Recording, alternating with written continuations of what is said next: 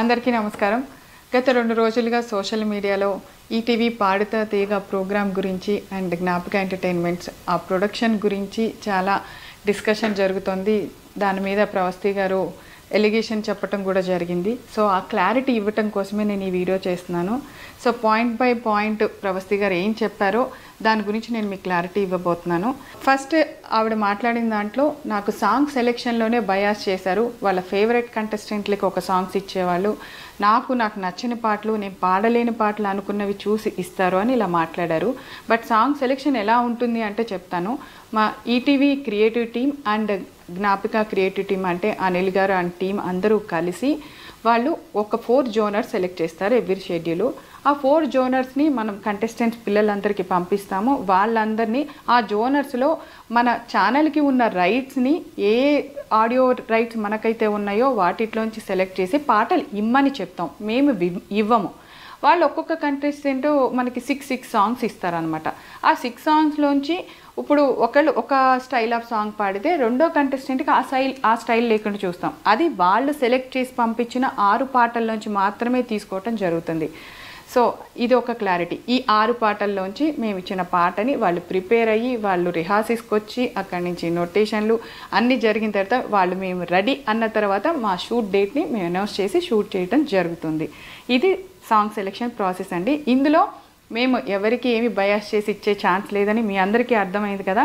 అంటే పిల్లలు పంపించిన పాటల్లోంచి సెలెక్ట్ చేసి వాళ్ళ పాటని మేము ప్రజెంట్ చేయటం, వాళ్ళు ప్రిపేర్ అయిన పాటని ఫస్ట్ ఆఫ్ ఆల్ రిహార్సల్స్ కూడా ఈటీవీ చాలా స్పెండ్ చేసి వాళ్ళకు ఒక 2 days ముందు మొత్తం ఎక్విప్మెంట్ అరేంజ్ చేసి వాళ్ళ సెలెక్షన్ వాళ్ళు వచ్చి అక్కడ ప్రాక్టీస్ చేసుకొని ఆఫ్టర్ దట్ ఆ పాట షూట్ రోజు పాడేలాగా మనం అరేంజ్ చేయడం జరుగుతుంది.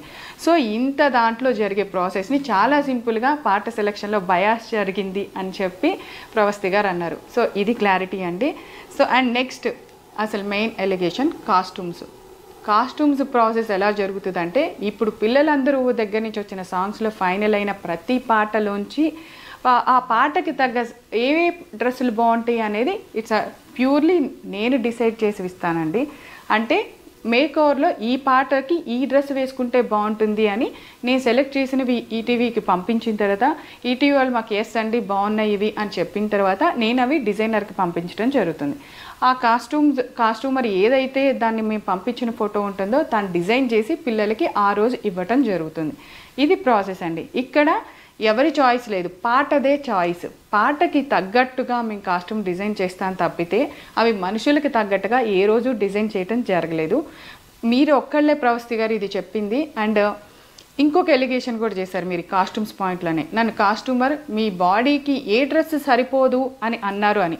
నిజంగా అది తప్పు, అది చాలా తప్పు మాట. ఎవరెవరు బాడీ గురించి మాట్లాడాల్సిన అవసరం లేదు. అది ఎవరి దేవుడిచ్చింది ఎవరు కాదనలేము. దానికి మనం ఒకళ్ళు కామెంట్ చేశారని మనం ఊరికే ఉండక్కర్లా, మీరు చెప్పచ్చు అందరికీ. కానీ మీరు ఇది ఎక్కడ చెప్పాలి? మీరు షూటింగ్ జరుగుతున్నప్పుడు సెట్లో అక్కడ నాకు కానీ షో డైరెక్టర్ అనిల్ గారికి కానీ అండ్ అక్కడ ఉన్న ఈటీవీ ప్రొడక్షన్ మేనేజర్కి కానీ మీరు చెప్పాలి. బాధ్యతగా ఉంటే, మీరు బాధపడి ఉంటే ఆ విషయంలో మీరు ఆ రోజు చెప్పకుండా ఈరోజు ఆఫ్టర్ ఎలిమినేషన్ వచ్చి నా బాడీ షేవింగ్ చేశారు, నన్ను ఈ డ్రెస్సులు వేసుకోమన్నారు, నన్ను ఇలాగే ఉండమన్నారు అని చెప్పారు.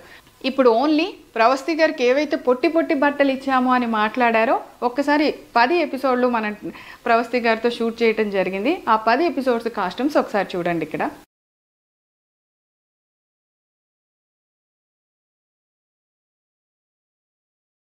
ఇందాక నేను కాస్ట్యూమ్ సెలెక్షన్ దగ్గర ప్యూర్గా నేను అనే మాట ఎందుకు వాడానో తెలుసా? ఈటీవీ ఇంత చిన్న విషయంలో కూడా ఎంత కేర్ తీసుకుందో చెప్పడానికి. ఆడపిల్లలు 7 ఉన్నారు, మగపిల్లలు 7 ఉన్నారు. సో ఆడపిల్లల కాస్ట్యూమ్స్ విషయంలో జాగ్రత్తలు ఒక ఆడపిల్ల తీసుకుంటుందనే విషయాన్ని కూడా వాళ్ళు కన్సిడర్ చేసి ఈ బాధ్యత నాకు అప్పచెప్పటం జరిగింది. సో ఇలాంటి బాడీ షేమింగ్ మాటలు, ఇలాంటి డ్రెస్సు ఇలా వేసుకో అలా వేసుకో అని మాట్లాడటానికి యాజ్ ఏ ఒక ఆడపిల్లగా నాకు కూడా మనస్సాక్షి ఉంది. అలా ఎప్పుడూ నేను మాట్లాడలేదు ప్రవస్తి గారు. సో మీ మనస్సాక్షికి తెలుసు అనుకుంటున్నాను ఆ విషయము. ఇప్పటి వరకు పాడుతా తీగ చరిత్రలో అట్లీస్ట్ ఒక స్లీవ్లెస్ అనే డ్రెస్ వేయటం కూడా జరగలేదండి. అది చెయ్యం మేము. ఎందుకంటే పాడుతా తీగకి ఒక హిస్టరీ ఉంది. ఏ ప్రోగ్రామ్కి లేనంత చరిత్ర ఆ ప్రోగ్రామ్కి ఉంది. దాన్ని ఎవరూ తక్కువ చేసుకోవాలని అనుకోము. అండ్ ఈటీవీ నాకు ఇచ్చిన ఈ అవకాశాన్ని నేను ఏ మాత్రము దాన్ని ఒక్క విషయంలో కూడా ఇలా ఉండవు అనమాట. పాడుతా తీగ షెడ్యూల్ అంటే మా టీం అందరూ ఎంత అలర్ట్గా ఉంటారో మాకు తెలుసు. అండ్ బాలు గారు ఉన్నప్పుడు చాలా బాగుంది. ఇప్పుడు ప్రొడక్షన్ రాగానే, ఇప్పుడు ఈ వీళ్ళు రాగానే చెడిపోయిందని ఒక ఎలిగేషన్ కూడా అన్నావమ్మా. మేము బాలు గారు ఉన్నప్పుడు కూడా జ్ఞాపక ఎంటర్టైన్మెంట్స్ ఆయనతో అసోసియేట్ అయ్యి కొన్ని సీజన్స్ చేయటం జరిగింది పాడుతా తీగ. అండ్ బాలు గారితో మేము స్వరాభిషేకం కూడా అసోసియేట్ అయ్యి చేయటం జరిగింది. సో బాలు గారితో మాకు ఒక అసోసియేషన్ ఉందమ్మా. ఆయన కూడా అనిల్ గారి డైరెక్షన్స్కి మార్కులు వేశారు, చాలా బాగుందన్నారు. ఆయనతోనూ మేము కలిసి పనిచేసాం. పాడుతా తీగ విలువలేంటో ఆయన మాకు నేర్పించారు, మేము చేసాము. అండ్ ఇంకొకటి ఫోర్త్ది జడ్జెస్ గురించి. అసలు జడ్జి అంటే అర్థం ఏంటి చెప్పండి? జడ్జి అనే వర్డ్కి మీనింగ్ ఏంటి? వాళ్ళు అక్కడ కూర్చుంది ఒక జడ్జి అనే స్థానంలో ఒక తీర్పు ఇచ్చిన తర్వాత దాన్ని అపోజ్ చేయటానికి నేనెవరు, మీరెవరు, ఇంకొకళ్ళు ఎవరు?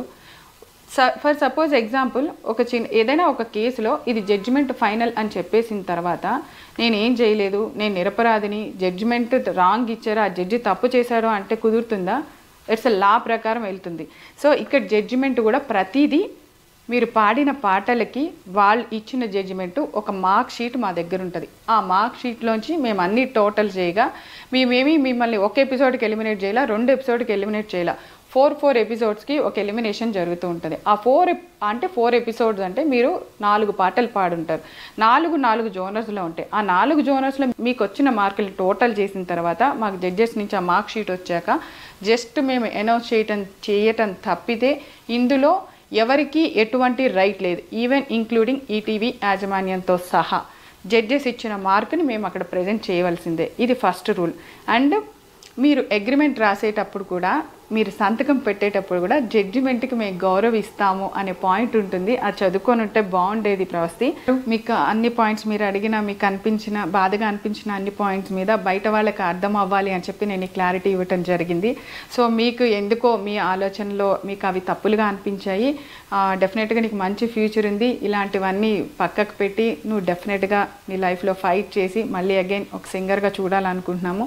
ఇలాంటి అపోహలన్నీ పక్కన పెట్టేసే ప్రవస్తి. All the best.